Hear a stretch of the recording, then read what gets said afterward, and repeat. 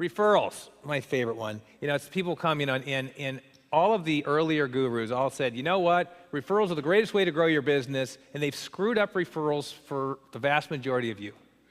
How many people feel uncomfortable asking for referrals?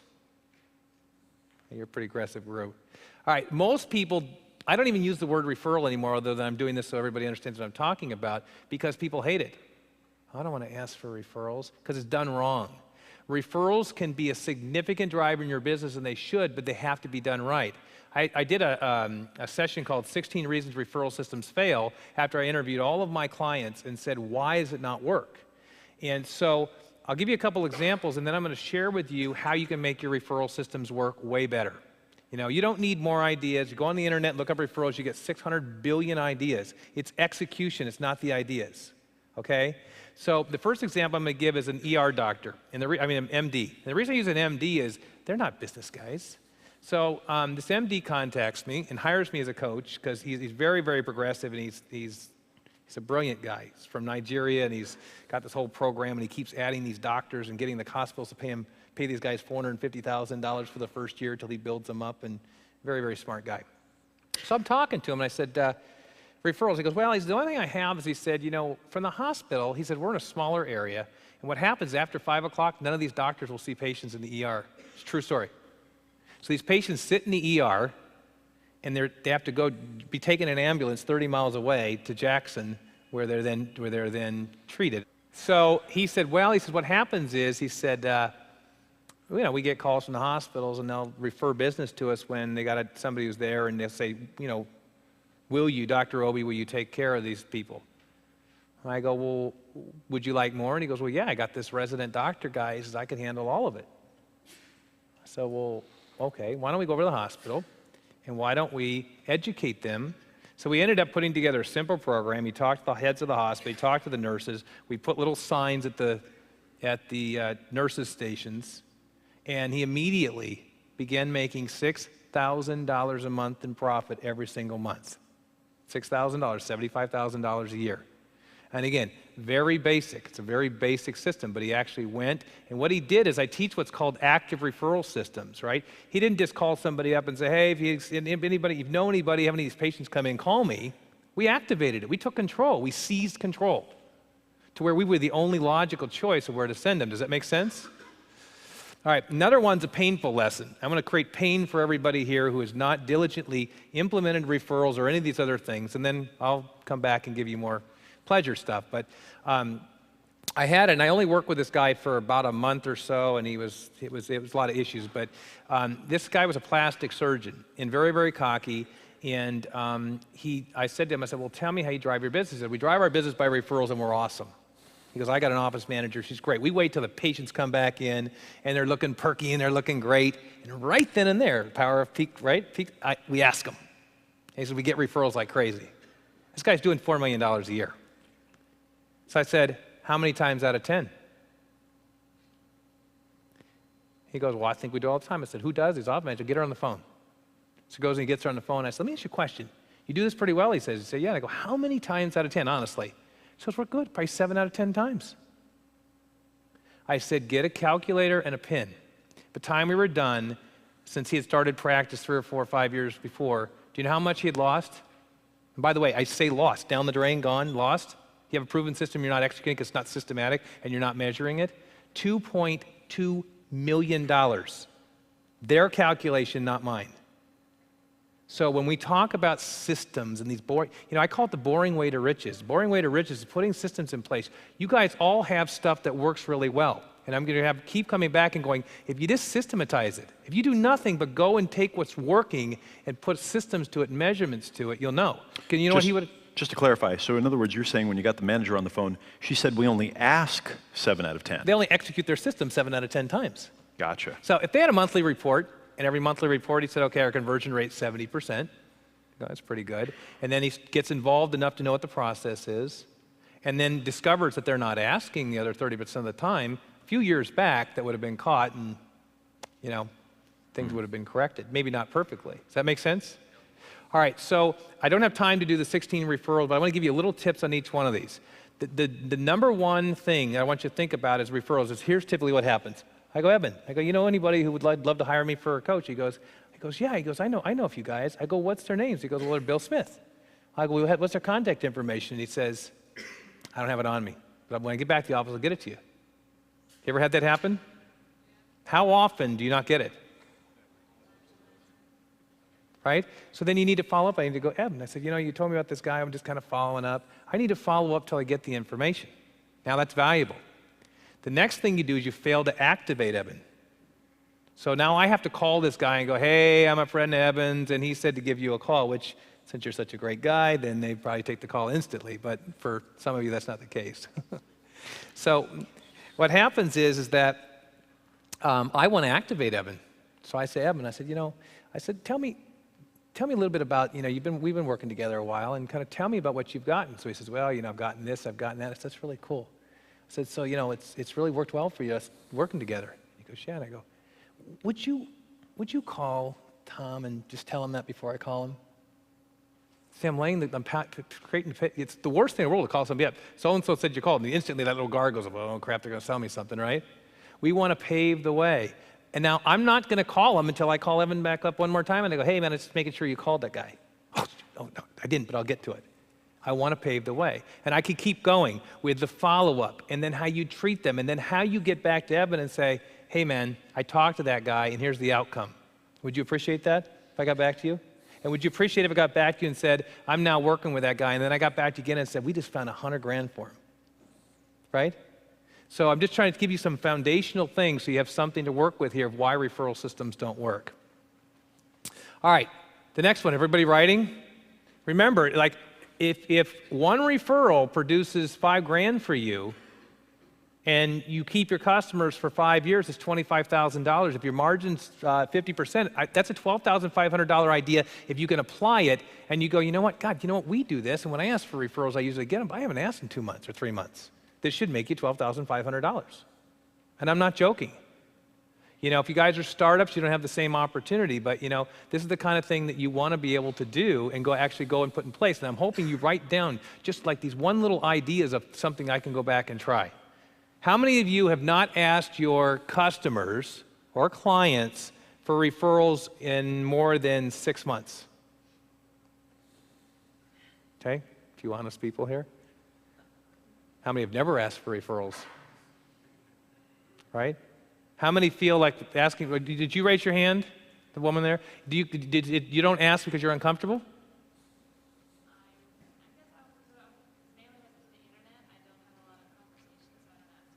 You can't ask via the internet? I can, I just How much is your price point of your product? It varies from 40 to 1,000. 40 to 1,000? And are they repeat customers? No. Okay. So depending upon your margin of profitability, you know, you're either going to contact them via email, or you'll contact them via phone call if the price point, if your margin's high enough. Yeah, right now it's just email, correct. Okay. Because in addition to referrals, you should be doing viral marketing as well, at least among those like-kind folks. Okay. All right, the next concept, I got a couple more here for you here. It's called expanding purchase patterns. It's a lot like upsell, cross-sell, and I see this all the time. I'll give you a great example of what I see all the time with the MLM companies, anybody that offers supplements, is, and I gave this example to somebody else earlier. I said, I have this client who has 138 products. One of their primary products is a heart thing to help reduce cholesterol. So I said, that's what they primarily push. I said, you got 138 products. What's your average person purchase? How many products? First of all, they did not know the answer. Second of all, when they guessed, they said only a couple. I said, what do you do to introduce them? They said, well, we give them the brochure up front. We give them to go online. They have access to everything. I said, no, that's not what I asked. I said, what do you do? What do you do to educate them? Right? Somebody sits down, they got all these different products, a health food store or whatever, they got all these different products, or you go to the gym and they tell you about, you know, we not only have workout, we've got personal trainers, and we've got supplements, and we've got, you know, massages. Yeah, I'll just take the workout. And then they never come back and educate you about what the options are. So if you're a supplement company, and this particular company had this thing that reduced cholesterol, so I said, well, let me ask you a question. What else do you have that's related to that? We got lots of other products. We got one called cardio whatever, which is like to clean out the pipes. So I go, let me get this straight. I'm worried about cholesterol. It's likely built up. Your product doesn't reduce the cholesterol, it just keeps me from getting more. Yeah, it's a great product. But you got one that unclogs the pipes, and you're not offering it to them. Does that make sense? So we think we told them once upon a time. So it's called expanding purchase patterns. It's making sure you're constantly educating them. And if you do it right, you can do it by buckets. Because, the person that has the heart thing may not care about this thing for whatever, diabetes or something else. So you should be segmenting your customers so that you are logically following up. But if you can't do that, you want to make sure you follow up. And it should be done systematically. And for those of you that have a list and you blast the same offer out to everybody, but you've got customers that are segmented, that's a mistake. Because if you have it segmented, it's by demographic. People are too old, they're too young, they're into fitness, they're worried about weight, they're a big company, they're a small company, they all have different needs. But I'll give you a couple quick examples again, and I use lots of different examples. And the first one is a dry cleaner. The guy was not my client. I did this thing called the $25,000 Profit Challenge in Pittsburgh years ago. And my deal was, if you do $300,000 or more and you contact me, I'll find you $25,000. I took it from Tony Robbins, who said, I'll fix you. Mm-hmm. So he said, okay. He said, well, that's really good. So let's do it. Okay, so they had 6 people that they picked to contact me, and so this was one of them. My staff's following up. The guy won't get on the phone. He owns a chain of dry cleaners, and he's like on the association of, the head of the association, and as cocky as can be, he wouldn't get on the phone with me. So he finally gets on the phone with me. I said, well, you do? Yep, I do that. Do that? Yep, I do that. You do? Yep, I do that. And I said, he goes, matter of fact, he said, we got this referral thing so down package. Let me tell you, we do high-end draperies. He said, I got trucks to drive everywhere. We charge $1,000, as I remember, to do this. We go and we pick them up, we put them back. And I said, well, who does it? Well, I do a lot of the delivery. So I asked him the most profound question. This is a true story. And by the way, this is on radio. This isn't on radio, but the next part is. I said, what percentage of those people are dry cleaning customers? Dead silence. Dead silence. So then he says, got me. He goes, maybe 5%.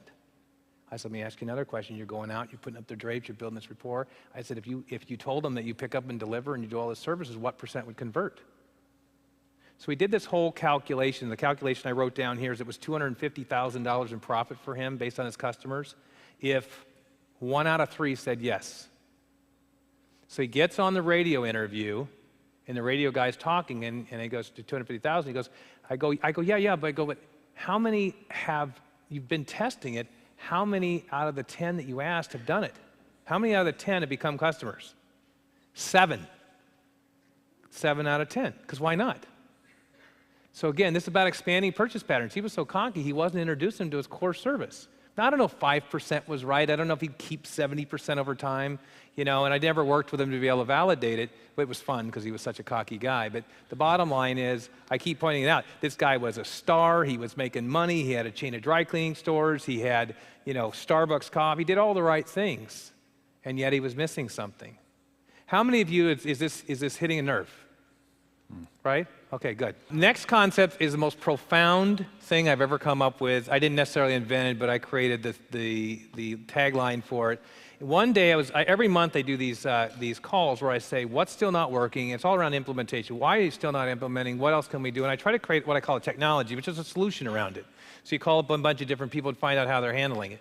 So I asked a new question one month, which I said, we're always focusing on what we can do to make a difference and improve, and a lot of, problem solving, and I can't implement because of this, and I got staffing issues. And the question I asked is, what are you already doing well that we can improve? Right, what are we already doing well? And I've heard several of the speakers talk about focusing, like you've talked about, it's focusing on what your strengths are. This is what that's about. And the cool thing is, I never have had between 1 month's call and the next month's call so many profound breakthroughs and results. Because it's fun, it's already working. And so it's real easy to switch. Basically what leveraging your success, I call it, means is that what you're doing is you look at something you do well. It could be your conversion on your internet. It could be your sales conversion. Anything that you do well, what you want to do is you want to now improve that. Now, you can't improve it if you don't have it documented, and you can't improve it if you don't put in metrics. So the Leveraging Success System says document, go ahead and make a list, document one of the procedures, get your baseline metrics in place, and make a shift in one of the components. And so a lot of times it's real easy. So I had a client who was a bankruptcy attorney, and what they did is they would place ads on TV. People would call this 1-800 number. 28.3% of them would call the office. 80% of them would book an appointment. 85% of them would show. 61% of them would retain but wouldn't file. Of those, 73% filed. Of those, so on and so forth, all the way to how many paid. I'd never looked at this in a million years. Second largest bankruptcy firm in Texas. And so what we created, a technology which I call, every one of those are drivers. Do you see that? If I just change one of those, if I change, the 28.3% goes to 35%. It's a profound difference. Does that make sense? So we began tracking them and identifying where the problems were. So all it was is writing out a simple procedure. When I say you need a document, I don't need 14 pages. If you take any success procedure right now and you write down step 1, step 2, step 3, step 4, step 5, and you stare at it for 5 minutes, you'll go, well, why do we do that? Why are we asking then? You know, why is our checkout abandonment rate 40%? Where are they abandoning from? Right? So if you got a single checkout process, you can't tell, but if you got multiple pages like Amazon, I want to identify where it's at. Those are all simple things that you can put into place to be able to make a difference. So I'll give you an example, and I told you I'm a mutt coach. So I have a client who's now at 40 million, but back then he was a $25 million duck producer for the Chinese trade. He was the second largest duck producer in the US. I don't know a thing about ducks. So he's doing a site visit, and I'm down in his processing plant, which I wasn't having fun with, but I had to go through this process. And I said, let me ask you a question. How fast is that line moving? He goes, well, that one moves at 45 a minute. I said, well, what about that one over there? He said, 45 a minute. I said, well, why is that one going so slow? He says, that's 20 a minute. I said, why? And he said, because you can only have one EPA inspector per 20 a minute. So I thought I'd ask the next one. I said, well, could the guys work quicker? He goes, oh, yes, that wouldn't be a problem. So I said, well, I said, well, what's it cost? You're doing 25 million. What's it cost to get another inspector? And I almost got floored with the answer. We have 2 allocated, we don't use them.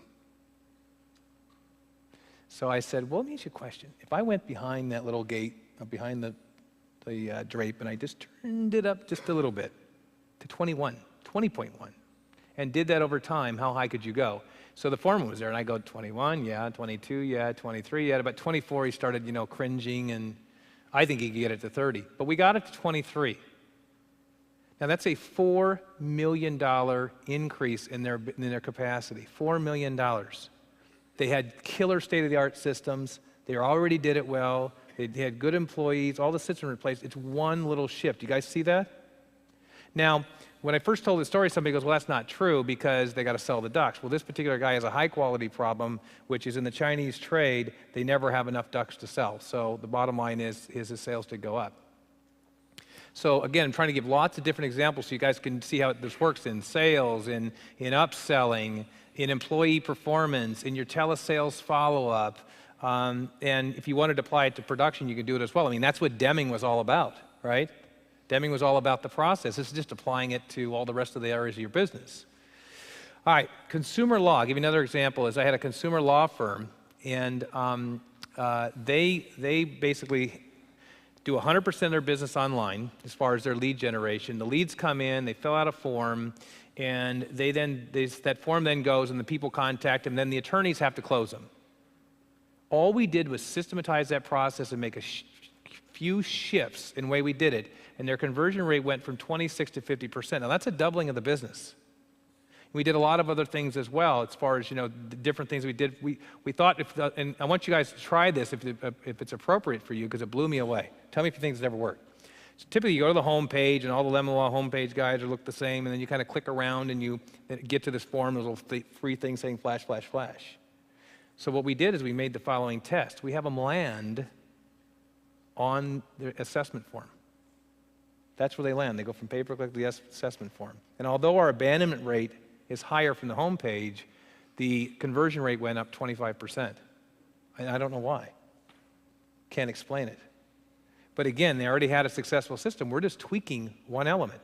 If you just tweak one element at a time, you ought to be able to measure that. Okay.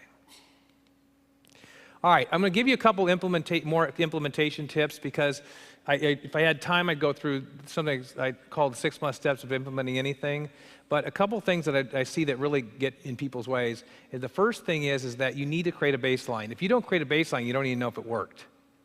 You know as well as I do, you look at you're doing everything the same, but the traffic is this high this day, and it's down here this day, and then it's up here, and this month it's here, and this month it's here, and you haven't changed anything, right? So it's very, very frustrating. You got to try to establish that baseline, because otherwise you'll change something, do it for a week and go, well, sales seem to be up. So you need to make sure that anything you're going to do, you need to be able to make sure you track it. The second thing is something I call the 50% solution, and this is the number one thing that gets in people's ways. And this is what I'm talking about. What happens is that you go, okay, I'm going to implement this new thing. And you got probably hundreds of things you've already learned. And I'm going to implement this new thing, but I got to get it right. I got to get the systems put in place. Was it you that was telling a story about how, no, it wasn't you, that they spent a whole bunch of time building, I don't know, a site or a product or something, and then tested it and it didn't work? Mm-hmm. That was me. Right? You can do it very, very quickly. So the bottom line is that I call it the 50% solution, which is don't worry about getting it right. Worry about doing it. I'm not asking you to do it half-assed, but to validate it, just do it. Like I said to you, an upsell, cross-sell system, you know what? You should have your metrics in place. You should have tested all of your language. You should have tested your timing. You should have it all documented. You should have management in place. You should train your employees. You should have your employee training in place. But you don't need any of that to validate it. All you have to do is ask the next 10 people to walk in the door. That's all that medical practice did. I said, just ask the next 10 patients. They did the 10 patients, they signed them up, they didn't even have their pricing all exactly right initially. But I want to know if it works. If it works, now we can systematize it. Does that make sense? So don't allow lack of perfection. I don't want you to do something half-assed. I don't want you to do something that's going to get you in trouble, but it's called 50% solution. Also, what works for one guy will not necessarily work the same for, I have to say gal now, right? Yeah. Okay, for one gal's business. I think businesswoman is more politically correct. Businesswoman or business person covers them all. Gal. Yeah, gal, that's right. But business person's probably safe. How about more modern would be more like business chick? Chick. Right? Dixie chick, business Dixie chick, yeah. You said the word babe, I did not, and you are female, so we'll let you handle the... Okay. So it's really, really critical. Now, I said I wanted to do a challenge. And one of the things I said to Evan is I said, if they apply this stuff, they ought to be able to produce, anybody that's that has more than a couple $100,000 in business ought to be able to make $10,000 what I just shared with you. Not theoretically, if you just put into place. If there's things you go, we're not doing that, I didn't think about that, we're not optimizing. You're already raised, the amount of hands that went up about the fact of how many have things that work that aren't systematized, that alone will do it if you're doing any volume. Does that make sense? How many people think, and I'm going to cheat here, not cheat, I'm going to give you the facts. Remember I said that I teach something where it's about power of incremental improvement. What that means is if you put something systematic in place and I make $1,000 this year, I'll make $1,000 year after year. Does that make sense? The product might change. The upsell of the week is different next, but once I have that system in place, it keeps reproducing. Does that make sense? So you have to play with me on this. So if you put something in place and you produced a result of, you did it for a month and produced an incremental profit of $1,000, I'm going to ask for you to project you're going to keep doing that as 12 grand. Does that make sense? How many in here, show of hands, think that if they apply what I just taught them, any elements of it that apply to you, that they could generate a profit stream over this time of at least $10,000? All right. So the challenge was, that's probably 80% of the people. Raise them again, seriously. And I mean seriously, 90%. You absolutely know, and without cost for the most part, right? Because I'm confident, I see this all the time. And so what I said to Evan is I said, one of the things that I want to do is I want to walk off stage and know that the vast majority of people in this room just paid for their altitude entire fee from what you learned right now. Does that make sense?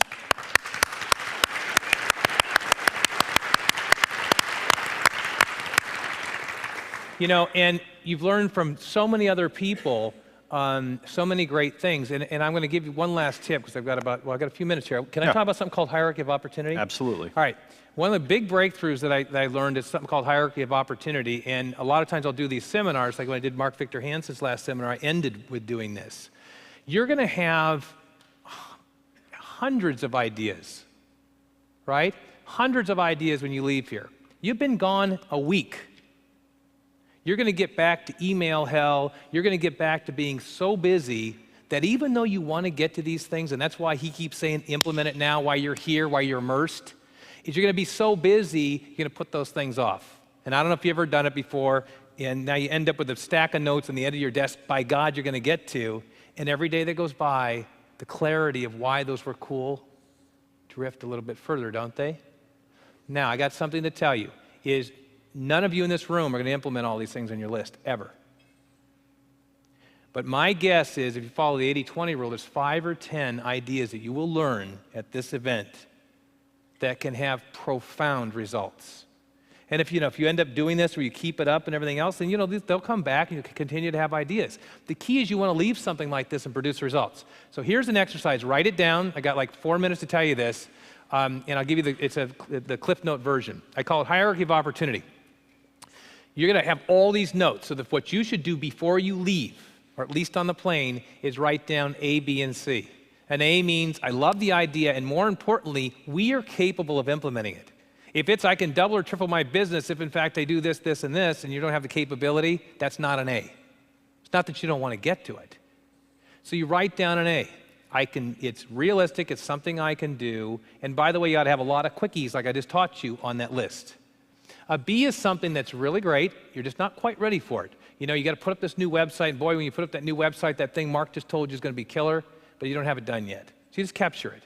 And a C is something where you go, this has value, I want to do it someday. And I use MindJet, if anybody's familiar with that, and I create a little thing, I call it a profit map, and I literally, for clients, I'll put it on there, and it's got 1, 2, 3. And I work on one project at a time, I take the mind map, I put it in the drawer, and when we're done with that project and we get the results, I pull it out and go, what's next? See, because you won't remember. You go, let me look through these 400 pages of notes, and I got lines, A, B, or C. And then what you want to do is, and part of how you want to rank them is think about things. I have 6 criteria, but think about things on, do I have the funds to do it? Do I have the capability to do it? Is it something I can get results in now? Can my staff handle it? Think about those things. Does it serve my long-term goals that I'm focused on, or is it more of a short-term diversion?